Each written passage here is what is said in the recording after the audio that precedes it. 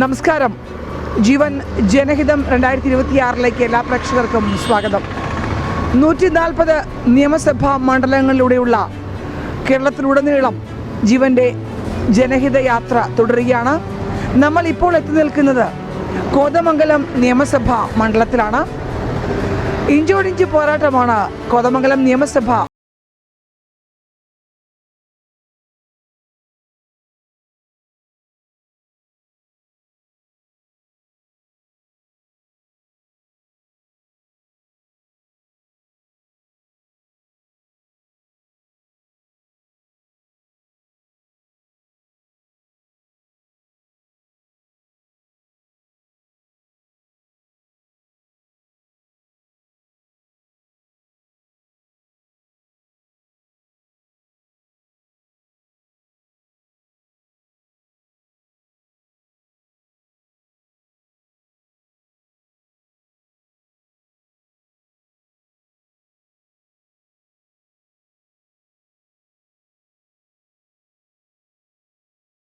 ഭയപ്പെടുന്നത്. അദ്ദേഹത്തോട് നമുക്ക് ചോദിക്കാം, എങ്ങനെയുണ്ട് ഒരു അട്ടിമറി വിജയം? കഴിഞ്ഞ തവണത്തെ 21-ൽ ആന്റണി ആയിരുന്നു. അപ്പോൾ അത് മാറി വരും എന്നൊരു പ്രതീക്ഷയുണ്ടോ? ഈ തെരഞ്ഞെടുപ്പിൽ ഐക്യജനാധിപത്യ മുന്നണി ചരിത്ര ഭൂരിപക്ഷത്തിന് വിജയിക്കും. എറണാകുളം ജില്ലയിൽ തന്നെ 14 നിയോജകമണ്ഡലങ്ങളുണ്ട്. ആ നിയോജകമണ്ഡലം ഏറ്റവും കൂടുതൽ ഭൂരിപക്ഷത്തിന് ജയിക്കുന്ന നിയോജകമണ്ഡലമായിരിക്കും കോതമംഗലം. എന്തൊക്കെ വികസന പ്രവർത്തനങ്ങളാണ് താങ്കൾ MLA ആയി വന്നാൽ ഈ നാട്ടിൽ നടത്താൻ ഉദ്ദേശിക്കുന്നത്? ആദ്യത്തെ പരിഗണന എന്ന് പറയുന്നത് ഐക്യജനാധിപത്യ മുന്നണിയുടെ സർക്കാരിൻ്റെ കാലത്ത് നമ്മൾ ആരംഭിച്ച സ്വപ്ന പദ്ധതികളുണ്ട്. തങ്കളം കാക്കനാട് 4 വരി പാത, അതോടൊപ്പം തന്നെ ചേലാട് അന്താരാഷ്ട്ര സ്റ്റേഡിയം, പൂത്താങ്കെട്ട് ജലവൈദ്യുത പദ്ധതി, അതോടൊപ്പം നിരവധി പാലങ്ങൾ ആവശ്യമുള്ള ആദിവാസി മക്കൾ താമസിക്കുന്ന ഉന്നതികളുള്ള നിയോജകമണ്ഡലം. അവിടെയൊക്കെ പാലങ്ങൾ ധാരാളമായിട്ട് ആവശ്യമുണ്ട്. ഇതെല്ലാം ഐക്യജനാധിപത്യ മുന്നണി ആദ്യ പരിഗണന കൊടുത്ത് നടപ്പിലാക്കും. നമുക്കറിയാം, ഇപ്പോൾ കോൺഗ്രസ്സിലെ UDF-ലെ പടല പിണക്കങ്ങൾ തുടക്കം മുതൽ കെ സുധാകരൻ്റെ ചെറിയൊരു പിണക്കം എല്ലാം അത് തെരഞ്ഞെടുപ്പിൽ UDF-നെ ഏതെങ്കിലും തരത്തിൽ ബാധിക്കുമെന്ന് തോന്നുന്നുണ്ടോ? ഒരു പടലപ്പിണക്കവും UDF-ലില്ല. UDF ഒറ്റക്കെട്ടായിട്ട് നിന്നാണ് കഴിഞ്ഞ 5 വർഷക്കാലമായി ഈ സർക്കാരിനെതിരെ വലിയ പോരാട്ടം ആദരണീയനായ പ്രതിപക്ഷ നേതാവിൻ്റെ നേതൃത്വത്തിൽ നടത്തിയിട്ടുള്ളത്. ഞങ്ങൾ തികഞ്ഞ ആത്മവിശ്വാസത്തോടു കൂടിയാണ് തെരഞ്ഞെടുപ്പിൽ നേരിടുന്നത്. ഒറ്റക്കെട്ടാണ്. ജനാധിപത്യ പാർട്ടികൾ ഒരുമിച്ച് നിൽക്കുന്ന ഒരു മുന്നണി എന്ന നിലയ്ക്ക് എല്ലാവരും അവരുടെ അഭിപ്രായങ്ങൾക്ക് വലിയ സ്വാതന്ത്ര്യം കൊടുക്കുന്നുണ്ട്. തീർച്ചയായും ആ പരിഗണന എല്ലാവർക്കും കൊടുക്കുന്നു എന്ന് മാത്രമേ ഉള്ളൂ. തികഞ്ഞ അച്ചടക്കം പാലിച്ചുകൊണ്ട് മുന്നോട്ട് പോകുന്ന ഒരു മുന്നണി സംവിധാനമാണ് UDF-ൻ്റേത്. ഒരു കർഷകൻ കൂടിയാണ്. കാർഷിക മേഖലയ്ക്ക് വളരെയധികം പ്രാധാന്യമുള്ള സ്ഥലമാണ് കോതമംഗലം. കാർഷിക മേഖലയിൽ കർഷകർക്ക് ഒപ്പം വയോജനങ്ങൾക്ക്, യുവാക്കൾക്ക്, സ്ത്രീകൾക്ക് നിങ്ങളുടെ തെരഞ്ഞെടുപ്പ് വാഗ്ദാനമാണ്. രാഹുൽ ഗാന്ധി വന്നപ്പോൾ തന്നെ പറഞ്ഞത് സ്ത്രീകൾക്കും യുവാക്കൾക്കും പ്രത്യേക പരിഗണന നൽകും. പ്രത്യേകിച്ച് എടുത്തു പറഞ്ഞത് ഒരു വനിതാ മുഖ്യമന്ത്രി ഭാവിയിൽ കേരളത്തിൽ ഉണ്ടാകും എന്ന് തന്നെ പറഞ്ഞു. എങ്ങനെയാണ് ഇതൊക്കെ നോക്കിക്കാണുന്നത്? കാർഷികം തുടങ്ങാം. എല്ലാ സാധ്യതകളുമുള്ള ഒരു നിയോജകമണ്ഡലമാണ് കോതമംഗലം. പ്രത്യേകിച്ച് കാർഷിക മേഖലയുടെ വലിയ സ്വാധീനമുള്ള ഈ പ്രദേശങ്ങളിൽ കാർഷിക മേഖലയുമായി ബന്ധപ്പെട്ടുകൊണ്ട് നിരവധി കാര്യങ്ങൾക്ക് സാധ്യതകളുണ്ട്. അപ്പോൾ അതുമായി ബന്ധപ്പെട്ടുകൊണ്ട് നമുക്ക് നിരവധി പദ്ധതികൾ ആവിഷ്കരിക്കാൻ കഴിയും. അതോടൊപ്പം തന്നെ കോതമംഗലത്ത് ഒരു വ്യവസായ പാർക്ക് നമ്മുടെ വലിയ ലക്ഷ്യമാണ്. തീർച്ചയായും തങ്കളം കാക്കനാട് 4 വരി പാത പൂർത്തിയാവുന്നതോടുകൂടി കോതമംഗലത്ത് ഒരു IT ഹബിനും അതോടൊപ്പം തന്നെ വ്യവസായ പാർക്കുകൾക്കും ഒക്കെ വലിയ സാധ്യതകൾ വരുന്നു. നമ്മുടെ ചെറുപ്പക്കാരെ നമ്മുടെ നാട്ടിൽ തന്നെ നിലനിർത്തിക്കൊണ്ട് അവർക്ക് ആവശ്യമായ തൊഴിൽ ലഭ്യമാക്കാനും സാമ്പത്തികമായ ഉന്നമനം നേടാനും ഒക്കെയുള്ള പരിപാടികൾ UDF ആരംഭിക്കും. ഇപ്പോൾ നമുക്കറിയാം, വ്യാവസായികമായി ഇവിടെ കുറച്ച് പ്രാധാന്യം നൽകാനും ഒപ്പം കാർഷിക മേഖലയിലും നല്ലൊരു സുന്ദരിയായ നാടായതുകൊണ്ട് തന്നെ ടൂറിസത്തിന് എത്രമാത്രം സാധ്യതയാണ് ഇവിടെ? തീർച്ചയായും ടൂറിസത്തിൻ്റെ അനന്ത സാധ്യതകളുള്ള ഒരു നിയോജകമണ്ഡലമാണ് കോതമംഗലം. തെറ്റേക്കാട് ബേർഡ് സാഞ്ചുറി, പൂത്താങ്കെട്ട് ഡാം, അതോടൊപ്പം തന്നെ പെരിയാറിൻ്റെ നിറഞ്ഞ സാന്നിധ്യം, എല്ലാ തരത്തിലും വലിയ സാധ്യതകളുള്ള ഈ നിയോജകമണ്ഡലത്തിൽ നമ്മൾ ഏറ്റവും കൂടുതൽ പരിഗണന കൊടുക്കുന്നത് ടൂറിസത്തിന് തന്നെയായിരിക്കും. പ്രധാനമായും മാമലക്കണ്ടം കേന്ദ്രീകരിച്ച് മാമലക്കണ്ടം ഡെവലപ്മെൻറ്റ് അതോറിറ്റിക്ക് നമ്മൾ രൂപം കൊടുക്കും. ഏറ്റവും വലിയ ഹിൽ പ്രദേശമാണ് മാമലക്കണ്ടം. ധാരാളം ടൂറിസ്റ്റുകൾക്ക് അവിടെ വരുവാനും കാണുവാനുമൊക്കെയുള്ള വലിയ അവസരമുണ്ട്. അത് മുന്നോട്ട് കൊണ്ടുപോകും. അതോടൊപ്പം തന്നെ ബോട്ടിങ് പെരിയാറിലൂടെ നടത്താനായിട്ടുള്ള എല്ലാ സ്വാതന്ത്ര്യവും സ്വകാര്യ സംരംഭകരെ ചേർത്ത് നിർത്തിക്കൊണ്ട് മുന്നോട്ട് പോകും. നിരവധി സാധ്യതകളുണ്ട്. പ്രത്യേകിച്ച് എല്ലാ തരത്തിലുമുള്ള അവസരങ്ങൾ ലഭ്യമാക്കിക്കൊണ്ട് തൊഴിൽ സാധ്യതകൾക്ക് വലിയ അവസരങ്ങൾ കൊടുത്തുകൊണ്ടുള്ള ഒരു വലിയ പുരോഗതിയാണ് ടൂറിസം മേഖലയിൽ ലക്ഷ്യമിടുന്നത്. ഇത്തവണ 2021 2020 കുറച്ച് വോട്ടുകൾ പിടിച്ചു. ഇത്തവണ NDA ഭാഗമാണ് 2020യും BDJസും എല്ലാം കൂടെ ഒരുമിച്ച് വരുമ്പോൾ NDAക്ക് വളരെ പ്രാധാന്യം ഉണ്ടാവും. ആ 2020 വോട്ടുകൾ ഇത്തവണ എത്തരത്തിൽ UDFനെ ബാധിക്കുമെന്ന് പ്രതീക്ഷിക്കാം? 2020 ഈ NDA സ്ഥാനാർത്ഥിയെ നിർത്തി മത്സരിപ്പിക്കുന്നുണ്ട്. അതൊന്നും UDFിൻ്റെ തെരഞ്ഞെടുപ്പിനെ ബാധിക്കുന്നില്ല. ഈ തെരഞ്ഞെടുപ്പ് UDFും LDFും തമ്മിലുള്ള മത്സരമാണ്, വ്യക്തികൾ തമ്മിലുള്ള മത്സരമല്ല. വികസനം വേണമോ വികസനം വേണ്ടയോ എന്ന് ചോദിക്കുന്ന, കോതമംഗലം മാറണമോ വേണ്ടയോ എന്ന് ചോദിക്കുന്ന ഒരു തെരഞ്ഞെടുപ്പാണ്. അപ്പോൾ അതുകൊണ്ട് ഞാൻ പറഞ്ഞില്ല, 10 വർഷക്കാലം വികസന മുരടിപ്പിന് സാക്ഷ്യം വഹിച്ച ഒരു നിയോജകമണ്ഡലം എന്ന നിലയ്ക്ക് തീർച്ചയായും ജനങ്ങൾ ഒരു മാറ്റം ആഗ്രഹിക്കുന്നു. ആ മാറ്റത്തിന് വേണ്ടിയിട്ടാണ് ജനങ്ങൾ UDFിനൊപ്പം നിൽക്കുന്നത്. ഉജ്ജ്വലമായ വിജയം നേടും. കേരള കോൺഗ്രസിന് വേരോട്ടമുള്ള ഒരു മണ്ണാണിത്. അപ്പോൾ കേരള കോൺഗ്രസ് കഴിഞ്ഞ തെരഞ്ഞെടുപ്പിൽ 2021 അത് നിലനിർത്താൻ സാധിച്ചില്ല. ഇത്തവണ ഒരു മാറ്റം വരും എന്ന് പ്രതീക്ഷിക്കാം. കേരള കോൺഗ്രസ് 8 സീറ്റിലാണ് മത്സരിക്കുന്നത്.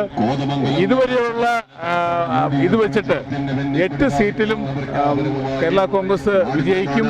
ഐക്യജനാധിപത്യ മുന്നണിക്ക് ശക്തി പകരുന്ന വിജയമായിരിക്കും കേരള കോൺഗ്രസിന്റെ സ്ഥാനാർത്ഥികളുടെ വിജയത്തോടു കൂടി. എല്ലാ ആശംസകളും നേരെയാണ്. Thank you so much. Ernakulam ജില്ലയിലെ കോതമംഗലം നിയോജക മണ്ഡലം 8 ഗ്രാമപഞ്ചായത്തും ഒപ്പം ഒരു മുനിസിപ്പാലിറ്റിയും ചേർന്നാണ്. നിരവധി പ്രത്യേകതകളെയാണ് കോതമംഗലത്തുള്ളത്. ടൂറിസത്തിനും വളരെയധികം സാധ്യതയുള്ള ഒരു മണ്ഡലം കൂടിയാണ് Kothamangalam. Sitting MLA Antony John 3-ാം ഊഴം വരുമെന്ന പ്രതീക്ഷയിലാണ്. രണ്ട് ഊഴമായി അദ്ദേഹമാണ് ഇവിടെ MLA ആയി തുടരുന്നത്. 2016ലും 2021ലും ആന്റണി ജോണാണ് ഇവിടെ നിന്ന് വിജയിച്ച് MLA ആയത്. 2016ൽ അദ്ദേഹം TU കുരുവിളയാണ് പരാജയപ്പെടുത്തിയത്. കേരള കോൺഗ്രസ് എമ്മിൻ്റെ TU കുരുവിളയാണ് പരാജയപ്പെടുത്തിയത്. 2021ൽ ഇപ്പോഴത്തെ എതിർ സ്ഥാനാർത്ഥി ഷിബു തെക്കുംപുറത്തെയാണ് അദ്ദേഹം പരാജയപ്പെടുത്തിയത്.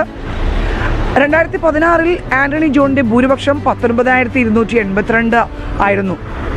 അത്രയും വോട്ടുകൾ നേടിയാണ് 19,282 വോട്ടുകൾ നേടിയാണ് 2016ൽ ആന്റണി ജോൺ CPM LDFിൻ്റെ സ്ഥാനാർത്ഥിയായി ഇവിടെ നിന്ന് വിജയിച്ചത്. 2021ൽ കേരള കോൺഗ്രസിൻ്റെ ഷിബു തെക്കുംപുറത്തെ പരാജയപ്പെടുത്തി ആന്റണി ജോൺ വിജയിച്ചത് 6,605 വോട്ടുകൾക്കാണ്. ഭൂരിപക്ഷം അല്പം കുറവുണ്ടായി 2021ൽ. ഇത്തവണയും 2026ൽ ഷിബു തെക്കുംപുറവും ആന്റണി ജോണും തമ്മിലാണ് കടുത്ത മത്സരം. 8 ഗ്രാമപഞ്ചായത്തും ഒരു മുനിസിപ്പാലിറ്റിയും അടങ്ങുന്ന കോതമംഗലം മുനിസിപ്പാലിറ്റിയും കവളക്കാട്, കീരമ്പാറ, കോട്ടപ്പടി, കുട്ടമ്പുഴ, നെല്ലിക്കുഴി, പല്ലാരിമംഗലം, പിണ്ടിമന, വാരപ്പെട്ടി എന്നീ 8 ഗ്രാമപഞ്ചായത്തുകളും കോതമംഗലം മുനിസിപ്പാലിറ്റിയും അടങ്ങുന്നതാണ് മനോഹരമായ കേര സമൃദ്ധിയുള്ള കാർഷിക നഗരമായ കോതമംഗലം. കോതമംഗലത്ത് ഇക്കുറി ആര് വരും എന്നുള്ളത് പ്രവചനാതീതമാണ്. കോതമംഗലം നിയോജക മണ്ഡലത്തിൽ LDF സ്ഥാനാർത്ഥിയായി മത്സരിക്കുന്നത് ആന്റണി ജോണാണ്. 2021ലും ആന്റണി ജോണാണ് ഇവിടെ LDF സ്ഥാനാർത്ഥിയായി മത്സരിച്ചത്. സിറ്റിംഗ് MLA കൂടിയായ അദ്ദേഹം വളരെയധികം ആത്മവിശ്വാസത്തിലാണ്. കോതമംഗലത്തിലെ വികസന പ്രവർത്തനങ്ങൾ മുന്നോട്ട് കൊണ്ടുപോകാൻ തനിക്കൊരു അവസരം കൂടി നൽകണമെന്ന് ആന്റണി ജോൺ അഭിപ്രായപ്പെടുകയാണ്. അദ്ദേഹത്തോട് ജനഹിതം ആരായ MLAക്ക് 3-ാമത്തെ കുഞ്ഞ് പിറന്നിരിക്കുകയാണ്. അതാ ഇപ്പോഴാണ് അദ്ദേഹം ഫസ്റ്റ് വന്ന് കണ്ടതും ആ ഒരു സന്തോഷം പങ്കുവയ്ക്കുകയാണ്. അപ്പോൾ കൺഗ്രാറ്റ്സ്. ഈ ഒരു എന്താ പറയുക, സന്തോഷത്തിൽ അത് ഒരു ലക്കിയായി മാറട്ടെ എന്ന് പ്രാർത്ഥിക്കുകയാണ്. Thank you. ഞാൻ കുഞ്ഞ് പിറന്നതിന് ശേഷം ആദ്യമായിട്ടാണ് ഒരു ഇന്റർവ്യൂ ഒരു മാധ്യമ പ്രവർത്തകർ എൻ്റെ മുമ്പിൽ വരുന്നത് ജീവൻ ടിവിയാണ്. കൃത്യമായി നിങ്ങൾ ആ സമയത്ത് വരുവാനും നിങ്ങളെ കാണാനും കഴിഞ്ഞതിലുള്ള സന്തോഷം കൂടി പങ്കുവെക്കുകയാണ്. എന്തൊക്കെ വികസന പ്രവർത്തനങ്ങളാണ് അങ്ങ് തുടങ്ങി വെച്ച കുറെ വികസന പ്രവർത്തനങ്ങൾ ഉണ്ടാവാം, തുടർച്ച കിട്ടുകയാണെങ്കിൽ അത് പൂർത്തീകരിക്കേണ്ട മനസ്സിൽ കണക്കുകൂട്ടലുകളുണ്ട്. മറ്റ് പുതിയ പദ്ധതികൾ പ്രൊജക്റ്റുകൾ എങ്ങനെയാണ്? മണ്ഡലത്തിലെ വികസന പ്രവർത്തനങ്ങളെ സംബന്ധിച്ച് ഇതുപോലെ ഒറ്റ വാക്കിൽ ഒതുക്കാൻ കഴിയുന്നതാണ്. 10 വർഷക്കാലം എന്നുള്ളത് യഥാർത്ഥത്തിൽ ഞാൻ ചുരുക്കി ഒരു വാചകത്തിൽ പറഞ്ഞാൽ എല്ലാ മേഖലകളെയും എല്ലാ വിഭാഗം ജനങ്ങളെയും സ്പർശിക്കുന്ന നിലയിലുള്ള വികസനക്ഷേമ പ്രവർത്തനങ്ങളാണ് മണ്ഡലത്തിൽ നടപ്പിലാക്കിയിട്ടുള്ളത്.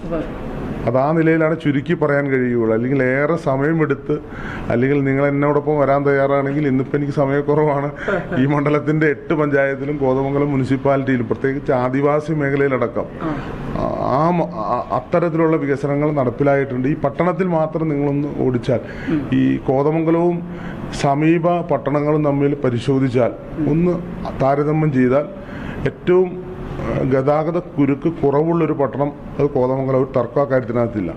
അപ്പോൾ അത്രയേറെ റോഡ്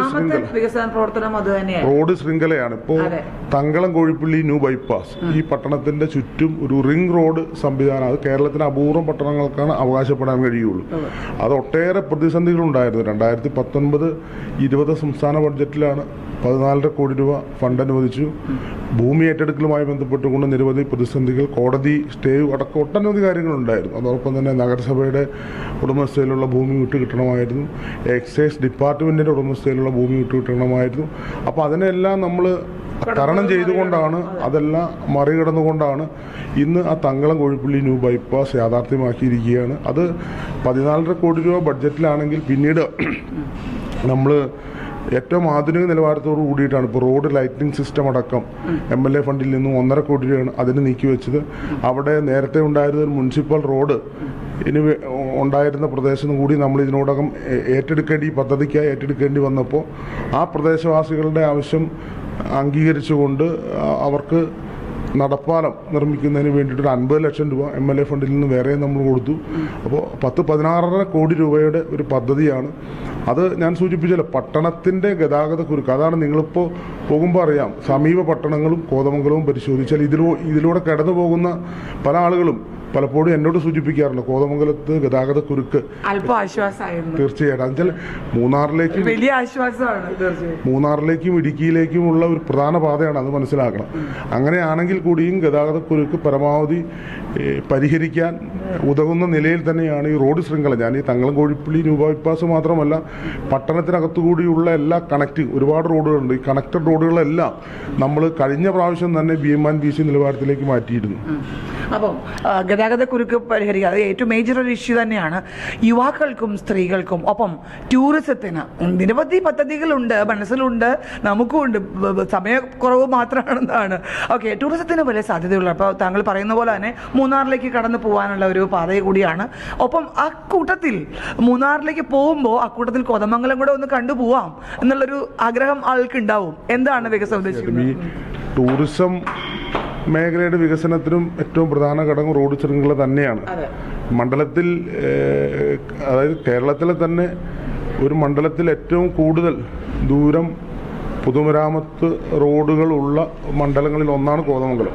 അപ്പോൾ അതുകൊണ്ട് തന്നെയാണ് നമ്മളെല്ലാ മേഖലയ്ക്കും എത്തും. നിങ്ങൾ ശ്രദ്ധിച്ചു, നമ്മുടെ കുട്ടമ്പുഴ പഞ്ചായത്തിൻ്റെ വിവിധ മേഖലകളിൽ ഒക്കെയുള്ള റോഡുകളെ സംബന്ധിച്ച് ഇപ്പോൾ ഏറ്റവും കൂടുതൽ ഈ മണ്ഡലത്തിൻ്റെ ചരിത്രത്തിൽ ഏറ്റവും കൂടുതൽ തുക ചെലവഴിച്ച് നിർമ്മിച്ച റോഡാണ് 8 കിലോമീറ്റർ റോഡ്.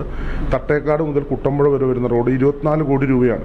8 കിലോമീറ്റർ റോഡിനാണ്, ഒരു ഗ്രാമീണ റോഡിൻ്റെ നിലവാരം പോലും ഇല്ലാതിരുന്ന ആ റോഡ് കോതമംഗലം പെരുമകുത്ത് റോഡിൻ്റെ ഭാഗമായിട്ടുള്ള തട്ടേക്കാട് മുതൽ കുട്ടമ്പുഴ വരെയുള്ള റോഡാണ് നമ്മൾ 24 കോടി. അങ്ങനെ ഒരുപാട് ഇപ്പോൾ ഈ കോതമംഗലത്തു നിന്നും നിങ്ങൾ നമ്മുടെ കുട്ടമ്പുഴ വരെ എത്താനോ, അല്ലെങ്കിൽ ഏറ്റവും അകലെയുള്ള പ്രദേശമാണല്ലോ കോതമംഗലത്തു നിന്നും വടാട്ടുപാറ ഭൂതത്താൻകെട്ട് ടൂറിസം പ്രദേശത്തുകൂടി വടാട്ടുപാറ വരെ എത്തുന്നതിനൊക്കെ സാധാരണ ഒരു മാന്യമായ സ്പീഡിൽ പോയാൽ കോതമംഗലത്തു നിന്നും 20 മിനിറ്റ് കഷ്ടി മതി. അവിടെ നിന്ന് ഇങ്ങോട്ടും മതി. അപ്പോൾ അത് അത്രയേറെ ഈ റോഡ് ശൃംഖല മണ്ഡലത്തിൻ്റെ എല്ലാ മേഖലയ്ക്കൊക്കെ എത്തും. നമ്മൾ സൗകര്യപ്രദമായ നിലയിൽ അതിൻ്റെ നിർമ്മാണം പൂർത്തീകരിച്ചിട്ടുണ്ട്. അത് തന്നെ ടൂറിസം മേഖലയ്ക്ക് വലിയൊരു ഉണർവാണെന്ന കാര്യത്തിൽ തർക്കമില്ല. പിന്നീട് അനുബന്ധമായി ഇപ്പോൾ നമുക്കറിയാം ഭൂതത്താൻകെട്ടിൽ അവിടെ ഈ കഴിഞ്ഞ പ്രാവശ്യം തന്നെ നമ്മൾ ഒരു 4 കോടി രൂപയുടെ പദ്ധതി വിവിധ നിർമ്മാണ പ്രവർത്തനങ്ങൾ ടൂറിസവുമായി ബന്ധപ്പെട്ടുകൊണ്ട് പൂർത്തീകരിച്ചിരുന്നു. അതിൻ്റെ തുടർച്ചയിലാണ് അവിടെ തന്നെ ഇപ്പോൾ ഇറിഗേഷൻ വകുപ്പ് ആദ്യമായിട്ട് കേരളത്തിൽ ഇപ്പോൾ ഇറിഗേഷൻ വകുപ്പിൻ്റെ കീഴിലുള്ള ഡാം സൈറ്റുകളും പ്രോപ്പർട്ടികളും എല്ലാം ഉൾപ്പെടുത്തിക്കൊണ്ട് ഇറിഗേഷൻ ടൂറിസം പദ്ധതി നടപ്പാക്കാൻ തീരുമാനിച്ചപ്പോൾ അതിനകത്ത് ആദ്യം തിരഞ്ഞെടുത്തത് ഭൂതത്താൻകെട്ടിനെയാണ്.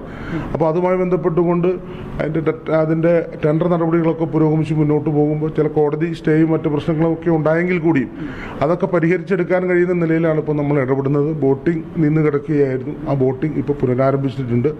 ഭൂതത്താൻകെട്ടിലെ ഏറ്റവും പ്രധാനപ്പെട്ട ഒരു ആകർഷണം നമ്മളിപ്പോൾ ഏതാണ്ട് ഒരു 2 ലക്ഷത്തോളം വിനോദസഞ്ചാരികൾ, അത് വിദേശീയരും സ്വദേശീയരുമായിട്ടുള്ള 2 ലക്ഷത്തോളം വിനോദസഞ്ചാരികളെങ്കിലും ഒരു വർഷം വന്നു പോകുന്നൊരു പ്രദേശമാണ്. അപ്പോൾ അവിടെ ആവശ്യത്തിനുള്ള മറ്റ് അടിസ്ഥാന സൗകര്യങ്ങളടക്കം ഒരുക്കാൻ വേണ്ടി തീരുമാനിച്ചിരുന്നു. അതോടൊപ്പം തന്നെയാണ് ഏറ്റവും ആകർഷകമായിട്ടുള്ള ഭൂതത്താൻകെട്ടിലെ ബോട്ടിങ്. അത് ഒരുപക്ഷെ എനിക്ക് തോന്നുന്നു തേക്കടിക്ക് സമാനമായ ബോട്ടിങ് അനുഭവമാണ്. അതായത് പക്ഷി മൃഗാദികളെ കണ്ട് കാനന ഭംഗി ആസ്വദിച്ചുകൊണ്ട് അതായത് ഭൂതത്താൻകെട്ടിൽ നിന്ന് പോയി നേരിമംഗലം വരെ നമ്മൾ കഴിഞ്ഞ പ്രാവശ്യമാണ് MLA ഫണ്ടിൽ നിന്നും ഈ ബോട്ട് ഉടമകളുടെയും ടൂറിസ്റ്റുകളുടെയും ഒക്കെ ഒരു ആവശ്യം അംഗീകരിച്ചുകൊണ്ടാണ് MLA ഫണ്ടിൽ നിന്നും 50 ലക്ഷം രൂപ ചെലവഴിച്ച് നേരിമംഗലത്ത് ഒരു ബോട്ട് ജെട്ടി നിർമ്മിച്ചു കൊടുത്തിരുന്നു. അതിനകത്ത് നമ്മൾ ഉദ്ദേശിച്ചത് ഇപ്പോൾ എറണാകുളത്തു നിന്നോ ആലപ്പുഴയിൽ നിന്നോ മറ്റു മേഖലകളിൽ നിന്നോ വരുന്ന ടൂറിസ്റ്റുകൾക്ക് ഭൂതത്താൻകെട്ടിൽ ഇറങ്ങി അവരുടെ വാഹനം അവിടെ നേരിമംഗലത്ത് എത്തുമ്പോഴേക്കും ഇവർക്ക് ഭൂതത്താൻകെട്ടിൽ ബോട്ടിൽ കയറി ഈ പറയുന്ന ഭൂതത്താൻകെട്ട്, തട്ടേക്കാട്, ഇഞ്ചത്തൊട്ടി ഉൾപ്പെടെയുള്ള പ്രദേശങ്ങൾ കണ്ട് നേരിമംഗലത്ത് ഇറങ്ങുമ്പോൾ ഇവരുടെ വാഹനത്തിൽ കയറി വീണ്ടും മൂന്നാറിലേക്ക് ഇടുക്കിക്ക് യാത്ര തുടരാം. അതുപോലെ തന്നെയാണ് ഇടുക്കിയിൽ നിന്ന് വരുന്ന വിനോദസഞ്ചാരികൾക്കാണെങ്കിൽ നേരിമംഗലത്ത് ഇറങ്ങിയാൽ അവരുടെ വാഹനം ഭൂതത്താൻകെട്ടിലേക്ക് വന്നാൽ അവർക്ക് പെരിയാറിലൂടെ ബോട്ടിൽ യാത്ര ചെയ്ത് ഭൂതത്താൻകെട്ടിൽ വന്ന് ഇറങ്ങി വീണ്ടും ആ വാഹനത്തിൽ കയറി മറ്റ് ടൂറിസം സ്ഥലങ്ങളിലേക്ക് പോകാം. ആലപ്പുഴ ഉൾപ്പെടെ നമ്മളൊരു കണക്റ്റഡാണ്, അതാണ് ഉദ്ദേശിച്ചത് ഈ പ്രദേശങ്ങളെ. അപ്പോൾ അതിന്റെ പരമാവധി സാധ്യത നമ്മൾ ഉപയോഗിക്കാൻ വേണ്ടി ശ്രമിക്കുന്നുണ്ട്. നല്ല നിലയിലുള്ള പ്രതികരണമാണ് ലഭിക്കുന്നത്. അതുപോലെ തന്നെയാണ് ഇവിടെ നമുക്കറിയാം ഈ കോതമംഗലം എന്ന് പറഞ്ഞാൽ കർഷകർക്ക് വളരെയധികം പ്രാധാന്യമുള്ള സ്ഥലമാണ്. അപ്പോൾ അതുപോലെ തന്നെ കർഷകർക്ക് ദുരിതമുണ്ട്, വന്യജീവി പ്രശ്നങ്ങളൊക്കെ ആയിട്ട്. അപ്പോൾ ഏറ്റവും കൂടുതൽ സഫർ ചെയ്യുന്നത് കർഷകരാണ്. ഇത്ര സുന്ദരിയായി കോതമംഗലത്തെ നിലനിർത്തിക്കൊണ്ട് പോകുന്നത് തന്നെ കർഷകരാണ്. അവർക്ക് എന്തൊക്കെയാണ് ഈ കാർഷിക മേഖല? കോതമംഗലം ഒരു തികഞ്ഞ കാർഷിക മേഖലയാണ്. അപ്പോൾ അതുമായി ബന്ധപ്പെട്ടുകൊണ്ട് ഇപ്പോൾ ഒട്ടനവധി പദ്ധതികൾ ഇപ്പോൾ നമ്മൾ ഇവിടെ സൂചിപ്പിച്ചല്ലോ. കർഷകർ നേരിടുന്ന ഒരു പ്രധാന പ്രശ്നം 5 പഞ്ചായത്തുകളിലെ കുറേയേറെ പ്രദേശങ്ങളിൽ നേരിടുന്ന ഒരു വന്യമൃഗ ശല്യവുമായി ബന്ധപ്പെട്ട പ്രശ്നങ്ങളാണ്. അപ്പോൾ അതിൻ്റെ ഒരു ശാശ്വത പരിഹാരം ഉൾപ്പെടെയുള്ള കാര്യങ്ങൾ നമ്മളൊക്കെ ഒട്ടനവധി ചർച്ച ചെയ്തതാണ്. 1972 കേന്ദ്ര വന്യജീവി സംരക്ഷണ നിയമമാണ് എന്നുള്ളതൊക്കെ ഒട്ടേറെ തവണ ചർച്ച ചെയ്തതാണ്. ഇപ്പോൾ കേരള നിയമസഭ തന്നെ നടത്തിയൊരു ഇടപെടൽ, നിയമ ഭേദഗതി അടക്കം കൊണ്ടുവന്ന് ഇപ്പോൾ ബഹുമാനപ്പെട്ട രാഷ്ട്രപതിയുടെ അംഗീകാരത്തിനായിട്ട് അയച്ചിരിക്കുകയാണ്. യഥാർത്ഥത്തിൽ ഈ ഒരു പ്രശ്നത്തിന് ശാശ്വത പരിഹാരം ആ നിയമത്തിനകത്ത് കാതലായ മാറ്റം വന്നുകൊണ്ട് മനുഷ്യൻ്റെ പക്ഷത്ത് നിന്നുകൊണ്ടുള്ള നിയമം വേണമെന്നുള്ളതാണ്. ഞാൻ ഈ നിയമ ഭേദഗതിയുമായി ബന്ധപ്പെട്ടുകൊണ്ടുള്ള ചർച്ചയിൽ സഭയിലും പറഞ്ഞതാണ്. ഈ കേന്ദ്ര വന്യജീവി സംരക്ഷണ നിയമത്തിനകത്ത് പല പ്രാവശ്യവും ഭേദഗതികൾ ഉണ്ടായപ്പോഴും ആ ഭേദഗതികളൊന്നും മനുഷ്യൻ്റെ പക്ഷത്ത് നിന്നായിരുന്നില്ല, മൃഗങ്ങളുടെ പക്ഷത്ത് നിന്നായിരുന്നു എന്നുള്ള ഒരു കാര്യമാണ് നമ്മൾ മുന്നോട്ട് വെച്ചത്. അപ്പോൾ അതിൻ്റെ ഭാഗമായിട്ടാണ് ഈ നിലയിലുള്ള ദുരിതം ജനങ്ങൾ അനുഭവിക്കുന്നത്. എന്നിരുന്നാലും പരമാവധി അതിനകത്ത് ഒരു സംസ്ഥാന ഗവൺമെൻറ് എന്ന പരിമിതിക്കകത്ത് നിന്നുകൊണ്ട് ഇടപെടാൻ കഴിയുന്നതാണ് ഞാൻ സൂചിപ്പിച്ച നിയമ ഭേദഗതി. അക്രമകാരികളായിട്ടുള്ള വന്യമൃഗങ്ങളെ ഉന്മൂലനം ചെയ്ത അടക്കമുള്ള സാധ്യമായ നിലയിലുള്ള കാര്യങ്ങളെല്ലാം ഗവൺമെൻറ് ചെയ്യാൻ ശ്രമിക്കുന്നുണ്ട്. MLA എന്നുള്ള നിലയിൽ മണ്ഡലത്തിലും ഒരുപാട് കാര്യങ്ങൾ, ഇപ്പോൾ ട്രെഞ്ച് ആദ്യമായിട്ട് ഈ മണ്ഡലത്തിൽ ട്രെഞ്ചിൻ്റെ നിർമ്മാണം പൂർത്തീകരിച്ചത് ഇപ്പോൾ നമ്മുടെ ഉരുളന്നണ്ണി പിണൂർക്കുടി പ്രദേശത്ത് നിങ്ങൾക്ക് പോയി നോക്കിയാൽ അറിയാം, കിലോമീറ്റർ ദൂരത്തോളം ട്രെഞ്ച് കുഴിച്ചിട്ട് ആ പ്രവൃത്തി പൂർത്തീകരിച്ചിട്ടുണ്ട്. പിന്നെ ഫെൻസിങ് അടക്കമുള്ള ഇന്നത്തെ നിലയിൽ സാധ്യമായ കാര്യങ്ങളെല്ലാം നമ്മൾ ചെയ്തിട്ടുണ്ട്. മണ്ഡലത്തിൻ്റെ ചരിത്രത്തിൽ ആദ്യമായിട്ടാണ് MLA ഫണ്ട് വിനിയോഗിച്ചുകൊണ്ട് ഈ പ്രതിരോധ പ്രവർത്തനങ്ങൾക്ക് വേണ്ടി ഫണ്ട് വിനിയോഗിച്ചു. ഇപ്പോൾ ഫെൻസിങ്ങിന് ഫണ്ട് കൊടുത്തിട്ടുണ്ട്. പലപ്പോഴും കേട്ടിരുന്നൊരു പ്രശ്നം, നമ്മൾ ഈ വനം വകുപ്പ് ഉദ്യോഗസ്ഥർക്ക് RRTക്ക് ഈ വന്യമൃഗത്തിൻ്റെ ആക്രമണമോ മറ്റ് സാന്നിധ്യമോ ഉണ്ടാകുമ്പോൾ ജനങ്ങളെ അറിയിച്ചാൽ ആ പ്രദേശത്തേക്ക് വേഗത്തിൽ എത്താനുള്ള സൗകര്യം ഉണ്ടായിരുന്നില്ല. അപ്പോൾ അതിനുവേണ്ടി RRTക്ക് MLA ഫണ്ടിൽ നിന്നും തുക ചെലവഴിച്ച് നമ്മൾ വാഹനങ്ങൾ കൊടുത്തിട്ടുണ്ട്. അതോടൊപ്പം തന്നെ ഈ പ്രശ്നബാധിത മേഖലകളിലെല്ലാം ജനങ്ങൾ ആവശ്യപ്പെട്ട സ്ഥലങ്ങളിലെല്ലാം തന്നെ നമ്മൾ വെളിച്ച സംവിധാനം, കോതമംഗലത്ത് വെളിച്ചം പദ്ധതി നടപ്പിലാക്കിയിട്ടുണ്ട്. അതിൻ്റെ ഭാഗമായിട്ട് മിനിമാസ്റ്റ് ലൈറ്റുകൾ, ഹൈമാസ്റ്റ് ലൈറ്റുകൾ, വോൾട്ട് കൂടിയ സ്ട്രീറ്റ് ലൈറ്റ് സംവിധാനങ്ങളടക്കം പറയാൻ ധാരാളമുണ്ട് സാധ്യമായ നിലയിൽ. അതോടൊപ്പം തന്നെ ഒരു കാര്യം കൂടി ചോദിക്കുകയാണ്. MLA ഫണ്ട് ഇപ്പോൾ 2 ടൈമായി, 2016 21 അപ്പോൾ അത് തുടർച്ചയായി വരുന്നത് കൊണ്ട് ആ ഫണ്ട് വിനിയോഗിക്കാനുള്ള ബുദ്ധിമുട്ടുകൾ ഉണ്ടാവില്ല. അപ്പോൾ MLA ഫണ്ട് 21 ഇപ്പോൾ 2 ടേമിലും കിട്ടിയ ഫണ്ട് കാര്യമായി വിനിയോഗിച്ചു കഴിഞ്ഞു. തീർച്ചയായിട്ടും നമുക്ക് യഥാർത്ഥത്തിൽ ഇപ്പോൾ ഈ സാധാരണ നിലയിൽ ചെറിയ ചെറിയ വർക്കുകൾ കൊടുക്കുമ്പോഴാണ് അതിൻ്റെ ഡിലേ വരാറ്. ഇപ്പോൾ നമ്മൾ കഴിഞ്ഞ തവണ ഇവിടെ കോതമംഗലത്ത് യഥാർത്ഥത്തിൽ നമ്മളൊരു ഇവിടുത്തെ ഈ വികസനം എന്ന് പറയുമ്പോൾ ഞാനതാണ്, എനിക്ക് ഈ രാത്രി ഏറെ വൈകി നിന്ന് ഇവിടെ നിന്ന് പറഞ്ഞാലും തീരാത്തത്ര കാര്യങ്ങളുണ്ട്. ഇപ്പോൾ ഒരു മനുഷ്യൻ മരിച്ചാൽ, അല്ല ഇവിടെ നമുക്കറിയാം, ഭൂമിയിൽ ഒരു മനുഷ്യൻ ജനിച്ചാൽ ആ മനുഷ്യന് മാന്യമായി ജീവിക്കുന്നതിനും ജീവിച്ച് മരിച്ചാൽ മാന്യമായി സംസ്കരിക്കപ്പെടുന്നതും ഏതൊരു മനുഷ്യൻ്റെ അവകാശമാണ്. എന്നാൽ കോതമംഗലത്തെ ഒരു വലിയ വിഭാഗം ജനങ്ങൾക്ക് കാലങ്ങളായി ആ അവകാശം നിഷേധിക്കപ്പെടുന്ന സാഹചര്യമാണ് ഉണ്ടായിരുന്നത്. ഇവിടെ ഒരു പൊതു ശ്മശാനം, ഒരു മോഡേൺ ക്രിമറ്റോറിയം വേണമെന്നുള്ള എത്രയോ കാലമായി ഈ മണ്ഡലം ഇവിടെ പല ജനങ്ങളും ഞങ്ങളോട് മണ്ഡലം രൂപീകരിക്കുന്നതിന് മുൻപേ മുതൽ ഉന്നയിക്കപ്പെട്ടിരുന്നൊരു ആവശ്യമാണ്. അതും ഇപ്പോൾ സാധ്യമാകാൻ പോകുന്നത് നമ്മുടെ ഈ കാലത്താണ് എന്നുള്ളത് വളരെ അഭിമാനത്തോടു കൂടി പറയാൻ കഴിയും. കിഫ്ബി ഫണ്ടും MLA ഫണ്ടും ഉപയോഗിച്ചുകൊണ്ട് 5.25 കോടി രൂപ ചെലവഴിച്ചുകൊണ്ടാണ് കുമ്പളത്തുമുറിയിൽ അതിൻ്റെ പണി ഏതാണ്ട് ഓൾമോസ്റ്റ് പൂർത്തിയാവുകയാണ്. ഈ കാലവർഷം തുടർച്ചയായി കുറേ മാസങ്ങൾ കനത്ത മഴയായതുകൊണ്ട് ആ നിർമ്മാണത്തിൽ ചെറിയ കാലതാമസം നേരിട്ടു എന്ന് മാത്രമേ ഉള്ളൂ. ഇപ്പോൾ നമുക്കറിയാം ഇവിടുത്തെ ജനങ്ങളെ സംബന്ധിച്ച് മൂവാറ്റുപുഴയോ പെരുമ്പാവൂരോ മറ്റ് വിദൂര പ്രദേശങ്ങളിലാണ് പോകേണ്ടത്. ഈ സാധാരണക്കാരും പാവപ്പെട്ടവരായിട്ടുള്ള ആളുകളാണ്. അപ്പോൾ അവർക്ക് ഏറ്റവും ഉപകാരപ്രദമാകുന്ന നിലയിലാണ് ഒരു മോഡേൺ ക്രിമറ്റോറിയം. ഇപ്പോൾ നമ്മളത് 5.25 കോടി രൂപ ചെലവഴിച്ചുകൊണ്ടാണ് അത് യാഥാർത്ഥ്യമാക്കാൻ പോവുകയാണ്. ഇപ്പോൾ അതിൻ്റെ നിർമ്മാണം ഒരേ സമയം 2 മൃതദേഹങ്ങൾ ദഹിപ്പിക്കാൻ കഴിയുന്ന നിലയിലും ബന്ധുമിത്രാദികൾക്ക് അവരുടെ ആചാരാനുഷ്ഠാന പ്രകാരമുള്ള കർമ്മങ്ങളൊക്കെ ചെയ്യാൻ കഴിയുന്ന നിലയിലാണ് ഇപ്പോൾ നിർമ്മിക്കുന്നത്. ഭാവിയിൽ കൂടുതൽ സൗകര്യം വേണ്ടി വന്നാൽ അതിനുകൂടി ഉതകുന്ന നിലയിലാണ് ആ പദ്ധതി നമ്മൾ വിഭാവനം ചെയ്യുന്നത്. സിറ്റിംഗ് MLA തുടർഭരണം പ്രതീക്ഷിക്കുകയാണ്. എങ്ങനെയാണ് തുടർഭരണം? കേരളത്തിലൊരു തുടർഭരണം പ്രതീക്ഷിക്കുന്നുണ്ടോ? അതിനുള്ള സാധ്യത എത്രമാത്രമാണ്? തീർച്ചയായിട്ടും ജനങ്ങൾ കാര്യങ്ങൾ അങ്ങനെയല്ലേ. നമ്മളിപ്പോൾ കാര്യം മാധ്യമങ്ങളിലൊക്കെ ഒരുപാട് എന്തിനേയും വിവാദത്തിൽപ്പെടുത്തി എടുത്തി കാണിക്കാനുള്ള ബോധപൂർവമായൊക്കെ വലിയ ശ്രമങ്ങൾ നടക്കുന്നുണ്ട്. പ്രതിപക്ഷവും ഒരുപറ്റം മാധ്യമങ്ങളും ഒക്കെ ചേർന്നുകൊണ്ട്. അത് എന്ത് തന്നെയാണെങ്കിലും ജനങ്ങൾ, നമ്മൾ ഫീൽഡിൽ ഇറങ്ങുമ്പോൾ നമുക്ക് മനസ്സിലാകുന്നത് ജനങ്ങൾ അവരുടെ ജീവിതാനുഭവത്തിൽ നിന്നുമാണ് കാര്യങ്ങൾ തിരിച്ചറിയുന്നത്. അപ്പോൾ 10 വർഷക്കാലത്തെ കേരളത്തിലെ ജനങ്ങളുടെ ജീവിതാനുഭവത്തിൽ നിന്നും കാര്യങ്ങൾ തിരിച്ചറിഞ്ഞുകൊണ്ട് ഇടതുപക്ഷ ജനാധിപത്യ മുന്നണിയുടെ ഗവൺമെൻറ് തന്നെ തുടരണമെന്ന് ജനങ്ങൾ ഇന്ന് ആഗ്രഹിക്കുന്നുണ്ട്. ആ നിലയിൽ തന്നെയുള്ള പ്രതികരണങ്ങളാണ് എല്ലാം. 3ാം ഊഴവും പിണറായി വരുന്ന ഒരു ആത്മവിശ്വാസത്തിലാണ്. 3ാം ഇടതുപക്ഷ ജനാധിപത്യ മുന്നണി ഗവൺമെൻറ് കേരളത്തിൽ വരും. ആർക്കാ തർക്കം? ഒരു തർക്കവുമില്ല. അപ്പം ശുഭാപ്തി വിശ്വാസത്തിലാണ്. അപ്പൊ എല്ലാ ആശംസകളും നേരെയാണ്. Thank you so much. കോതമംഗലത്ത് NDA സ്ഥാനാർത്ഥിയായി മത്സരിക്കുന്നത് BDJSൽ നിന്ന് അജി നാരായണനാണ്. ഒരു മാറ്റം അനിവാര്യമാണെന്ന് അദ്ദേഹം അഭിപ്രായപ്പെടുകയാണ്. മാറാത്തത് മാറും, ഇനി കോതമംഗലം വളരും എന്ന ആപ്തവാക്യവുമായാണ് അജി നാരായണൻ മുന്നോട്ട് പോകുന്നത്. ഒരു ഭരണമാറ്റം പ്രതീക്ഷിക്കുകയാണ്. തീർച്ചയായിട്ടും ഇവിടെ ഭരണമാറ്റം ഉണ്ടാവണം. ഇവിടെ കൊള്ള നടക്കാത്ത ജനങ്ങൾക്ക് ഇപ്പം നമ്മൾ കാണാൻ പോകുന്ന കാഴ്ചയുണ്ട്. ഈ ഭാരതത്തിലെ ലോകത്തെ ഏറ്റവും വലിയ സമ്പന്നമായ ദേവാലയം എന്ന് പറയുന്നത് ഈ കൊച്ചു കേരളത്തിലെ എൻ്റെ തെക്കേ അറ്റത്തുള്ള ശ്രീ പത്മനാഭസ്വാമി ക്ഷേത്രമാണ്. ശബരിമല അടിച്ചുകൊണ്ട് പോരാങ്കിൽ അവരുടെ അടുത്ത ലക്ഷ്യം എന്ന് പറയുന്നത് വിദൂര ഭാവിയിൽ നമ്മൾ കേൾക്കും പത്മനാഭൻ സ്വാമിയുടെ നിലവറയിലിരിക്കുന്ന ആ കോടാനുകോടി രൂപയുടെ സ്വത്ത് അടിച്ചു മാറ്റിയ കഥ നമ്മളൊക്കെ ആരെങ്കിലുമൊക്കെ ഇവിടെ ജീവിച്ചിരിപ്പുണ്ടാവും. അതിനുള്ളിൽ നമ്മളിത് കേൾക്കും ആ വാർത്തയെ കൂടി. കാരണം അവർക്കൊക്കെ ലക്ഷ്യം അതേ ഉള്ളൂ. ഞാൻ ചോദിക്കുന്നു, ഇവിടെയുള്ളവർ കഴിഞ്ഞ ആദ്യത്തെ ടൈമിൽ അവൻ്റെ സമ്പാദ്യത്തിൻ്റെ ലിസ്റ്റ് കൊടുത്തപ്പോൾ 4 ലക്ഷം രൂപ കൊടുത്തു. പിറ്റേ വർഷം മത്സരിക്കാൻ നേരത്ത് അത് 18 കോടിയുടെ കണക്കാവുന്നു. ഇത് എങ്ങനെ ഈ രീതിയിലേക്ക് 4 ലക്ഷം ഉള്ളവൻ പിറ്റേ വർഷം 5 വർഷം കൊണ്ട് 18 കോടി ആസ്തി സമ്പാദിക്കണമെങ്കിൽ ഇത് ഏത് രീതിയിൽ കിട്ടുന്നു എന്ന് നിങ്ങൾ തന്നെ ചിന്തിക്കണം. നിങ്ങൾ ദൃശ്യമാധ്യമങ്ങളാണ്, നിങ്ങൾ തന്നെ അന്വേഷിക്കണത്. ഓക്കെ, മാറി മാറി വരുന്ന LDF UDF ഭരണം മാറി കോതമംഗലത്ത് ഒരു മാറ്റം വേണമെന്ന് NDA സ്ഥാനാർത്ഥി അജി നാരായണൻ പറയുകയാണ്. LDF മൂന്നാം ഊഴം വരും കോതമംഗലത്ത്. കോതമംഗലത്ത് എങ്ങനെയുണ്ട്?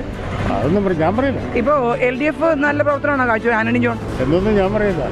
ഇല്ല, നിഷ്പക്ഷമാണ്. കോതമംഗലം ആര് വരും?